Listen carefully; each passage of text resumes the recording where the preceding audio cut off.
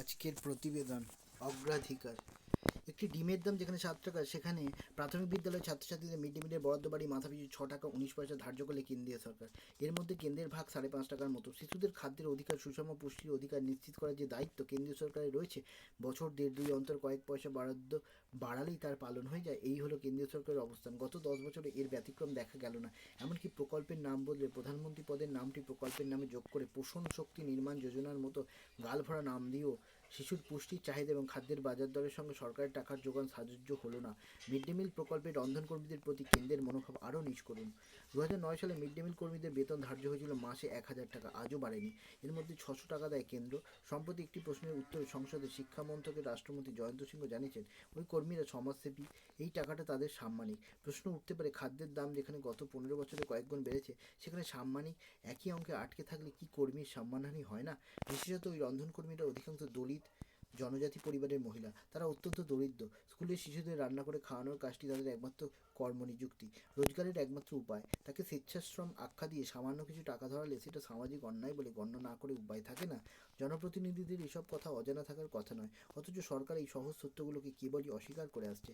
কেন্দ্রের বরাদ্দ পর্যাপ্ত নয়, এই আপত্তি তুললেই কেন্দ্রীয় সরকার বাধা উত্তর দেয়। রাজ্যগুলো চাইলে মিড ডে মিল কর্মীদের বেতন অথবা খাদ্যের জন্য বরাদ্দ বাড়াতে পারে। অনেক রাজ্যই তো করে। কেরল মিড ডে মিল কর্মীদের 600 টাকা দৈনিক মজুরি দেয়। হরিয়ানা দিচ্ছে মাসে 7,000 টাকা, পুদুচেরি 12,000 টাকা, উড়িষ্যা 3,000 টাকা। এছাড়া নানা ধরনের ভাতা, অবসরকালীন টাকা, দুর্ঘটনা বিমা প্রভৃতি নানা রকম সুবিধা নানা রাজ্যের সরকার দেয়। কেন্দ্রীয় প্রকল্প হলেও কর্মীদের প্রাপ্য সুবিধায় কোনো সমতা নেই। পশ্চিমবঙ্গ 2013 সালে মিড ডে মিল কর্মীদের 1,500 টাকা মজুরি ধার্য হয়েছিল। এবছর তা 2,000 টাকায় পৌঁছেছে। খাদ্যের মূল্যস্ফীতির অনুপাতে এই বৃদ্ধি অতি সামান্য। খাদ্যের পুষ্টিগুণ বাড়াতে বিভিন্ন রাজ্য বাড়তি অর্থ বরাদ্দ করেছে। কর্ণাটক যেমন একটি বিশেষ প্রকল্প চালু করেছে, যার অধীনে প্রথম থেকে দশম শ্রেণী পর্যন্ত ছাত্রছাত্রীদের সপ্তাহে 3 দিন দুধ দেওয়া হচ্ছে। তামিলনাড়ু সরকার নবম দশম শ্রেণীতেও মিড ডে মিল দিচ্ছে। রাজ্যের বরাদ্দ ধরে সে রাজ্যের শিশুদের দৈনিক মাথাপিছু বরাদ্দ 9 টাকা 17 পয়সা। বর্তমান বরাদ্দ থেকে যে যথেষ্ট প্রোটিন সমৃদ্ধ খাদ্য শিশুদের দেওয়া যায় না, তা শিক্ষামন্ত্রী পার্থ বসু ও সাংবাদিকদের জানিয়েছেন। এখন প্রশ্ন হচ্ছে, পশ্চিমবঙ্গ সরকার তাহলে এই বরাদ্দ বাড়াচ্ছে না কেন? গত পঞ্চায়েত নির্বাচনের আগে কয়েক মাস মাথাপিছু সপ্তাহে 20 টাকা বাড়তি বরাদ্দ করেছিল। সরকার নির্বাচন মিটে যেতেই তা বন্ধ করে দিয়েছে। এমন নয় যে জনকল্যাণে নানা অনুদান সরকার দেয় না, বরং নানা ধরনের অনুদানের প্রয়োজনীয়তা নিয়ে বহু বিতর্ক হচ্ছে। দরিদ্র শিশুর পুষ্টি এবং দরিদ্র মেয়েদের মজুরি, এ দুটির থেকে পুজো, মেলা প্রভৃতি কী করে অধিক গুরুত্ব পায় তা সত্যিই বোঝা কঠিন। কেন্দ্রের কার্পণ্য যেমন অর্থহীন ও ক্ষতিকর, তেমন আশ্চর্য রাজ্যের অগ্রাধিকার নির্ধারণ। আরও একটি প্রতিবেদন, ভাঙন প্রকল্প। দুর্জনের ছেলের অভাব হয় না, প্রবাদ বচন। তেমনি একটা ছল হলো কোনো একটা ধারণাকে বেছে নিয়ে তাকে প্রতিষ্ঠা দিতে আদা জল খেয়ে লেগে পড়া। এখন যা খালি চোখে দেখা যাচ্ছে মসজিদ সুদৃঢ়, অতীতে তা ছিল মন্দির, ইহানা প্রচার এখন তেমনই এক ছল। যেমন হলো সম্প্রতি উত্তরপ্রদেশের সম্বলে কয়েকটি বছরের প্রাচীন ভারত সরকারের নথিতে ন্যাশনাল মনুমেন্ট হিসেবে স্বীকৃত সম্বল সাই জামা মসজিদ আসলে দূরতর অতীতের হরিহর মন্দির। এই দাবি নিয়ে মামলা দায়ের হয়েছে স্থানীয় নিম্ন আদালতে। মামলা দায়েরের কয়েক ঘন্টার মধ্যে আশ্চর্য দ্রুততায় কমিশনার নিয়োগ করে মসজিদে সমীক্ষাও হয়েছে। তা ঘিরে পরে অশান্তিতে প্রাণও গিয়েছে কয়েকজনের। অথবা সুপ্রিম কোর্টে মসজিদ কমিটির আবেদনের ভিত্তিতে সমীক্ষায় স্থগিতাদেশ এসেছে, সঙ্গে নানা নির্দেশ। মসজিদ চত্বরে যেটুকু সমীক্ষা হয়েছে তা মুখবন্ধ খামে আদালতে জমা দিতে হবে। সমীক্ষার রিপোর্ট আগামী 6 জানুয়ারি পর্যন্ত প্রকাশ্যে আসবে না। এই সময়ের মধ্যে মসজিদ কমিটিকে এলাহাবাদ হাইকোর্টে আবেদন করতে হবে, হাইকোর্টকেও সমীক্ষা সংক্রান্ত নির্দেশ দিতে হবে ইত্যাদি। একদা যে পথে হেঁটেছে রাম জন্মভূমি বাবরি মসজিদ, এখনও হাঁটছে বারাণসীর জ্ঞানব্যাপী মসজিদ, মথুরার শ্রীকৃষ্ণ জন্মভূমি শাহী ঈদগাহ বা মধ্যপ্রদেশের কামাল মাওলা মসজিদ। সম্বলও হয়তো সেই পথে এসে পড়ল। এমন ধন্দ জায়গা অমূলক নয়। মসজিদের জায়গায় একসময় মন্দির ছিল, অতএব তা ফেরত দিতে হবে। এই ধুয়ো তুলে আদালতে একবার মামলাটি করে ফেলতে পারলেই হলো।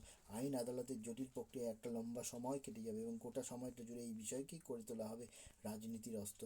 ক্রমাগত তাকে জিইয়ে রেখে সময় সময় তুলে দেখানো হবে গল্পের কুমির ছানার মতো। এ আসলে এক সুপরিকল্পিত রাজনৈতিক প্রকল্প, যার ভিত্তি হলো হিন্দু মুসলমান মেরুকরণ। মন্দির ও মসজিদকে আদালতে লড়িয়ে দেওয়া, বিষয়টিকে ক্রমাগত খুঁচিয়ে জনজীবন ও সমাজ মাধ্যমকে অশান্ত করে তোলা, এই বিভাজনতন্ত্রের পরিকল্পিত কৌশল। মন্দির ওহি বানেঙ্গে স্লোগান কোন পথে বাস্তবায়িত হয়েছে সেই উদাহরণ চোখের সামনে। এখন কি তালিকা ধরে ধরে বাকিগুলোর পালা? এই প্রকল্পকে বাস্তবায়িত করতে যে কোনো কিছুই বরদাস্ত করা হবে না, সেই ইঙ্গিত এর মধ্যে স্পষ্ট। মসজিদ যতই জাতীয় সম্পদ হোক, প্রাচীন প্রত্নতাত্ত্বিক ও স্থাপত্য নিদর্শন হোক, এইসব পরিচয় ধর্তব্যের মধ্যে রাখা হচ্ছে না। তার প্রথম ও শেষ পরিচয় তা মসজিদ। সম্বল কাণ্ডে মসজিদ কমিটি তুলেছে 1991 উপাসনাস্থল আইনের সঙ্গত প্রশ্নটিও। যে আইন অনুযায়ী কোনো মন্দির মসজিদ চরিত্র পাল্টানোর কথা নয়। 1947-এর স্বাধীনতার সময় যেখানে যেমনটি ছিল তেমনই রাখতে হবে। শুধু রাম জন্মভূমি বাবরি মসজিদ ছিল এর বাইরে। আইনের কথাই যদি বলা হয় তাহলে সম্বলেও কোনো সমীক্ষা হওয়ার কথা নয়, তবু তা হয়েছে অবিশ্বাস্য দ্রুততা ও সক্রিয়তায়। সিঁদুরে মেঘ দেখে ভয় পাওয়ার কারণ তাই যথেষ্ট। সে মসজিদ ভাঙার আশঙ্কা নয়, ভারতের সংবিধান যাকে প্রতিষ্ঠা দিয়েছে সেই ধর্মনিরপেক্ষতাই ভাঙনের মুখ কিনা ভয় সেখানেই।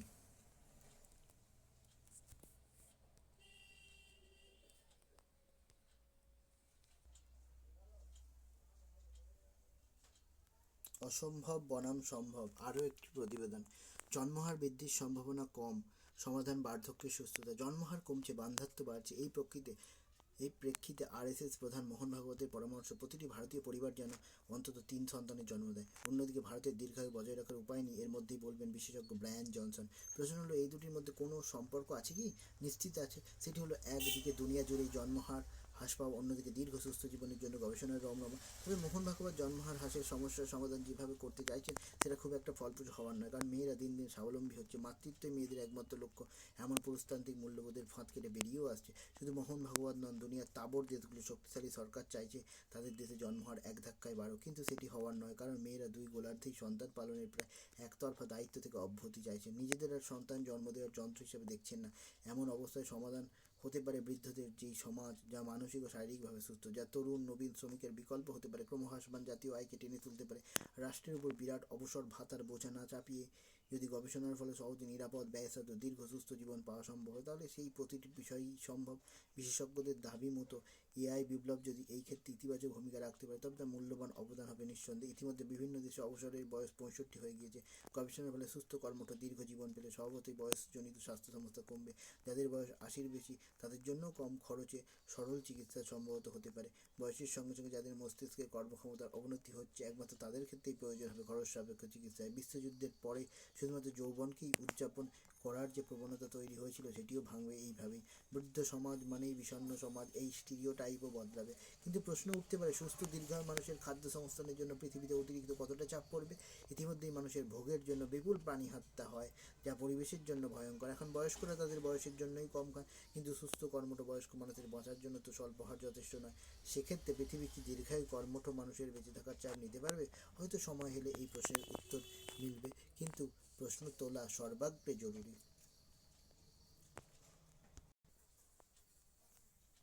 আরও একটি প্রতিবেদন। শাস্তি গ্রহণযোগ্য। ফসলের ক্ষেত্রে গরু ছাগল তাড়ানো, ঝগড়া মারামারিতে প্রতিপক্ষকে শারীরিক নিপীড়ন এবং প্রতিহিংসা চরিতার্থ করা ছাড়াও বিবিধ কাজে লাঠি পেটার ব্যবহার প্রাচীন অভ্যাস। লাঠি ও সতী প্রয়োগে বহু বেয়ারা কাজ হাসিল করা গিয়েছে, এমন নিদর্শন সব যুগেই মিলবে। হিংসাশ্রয়ী হলেও মাপ মতো প্রয়োগের ঔচিত্য নিয়ে পণ্ডিতদের মধ্যে বরাবর যেমন মতবিরোধ ছিল, তেমনটা যে সব সমাজেই শাশ্বত প্রশ্ন হিসেবে গুরুত্বপূর্ণ আলোচ্য বস্তু হয়ে থাকবে তাতে সন্দেহ নেই।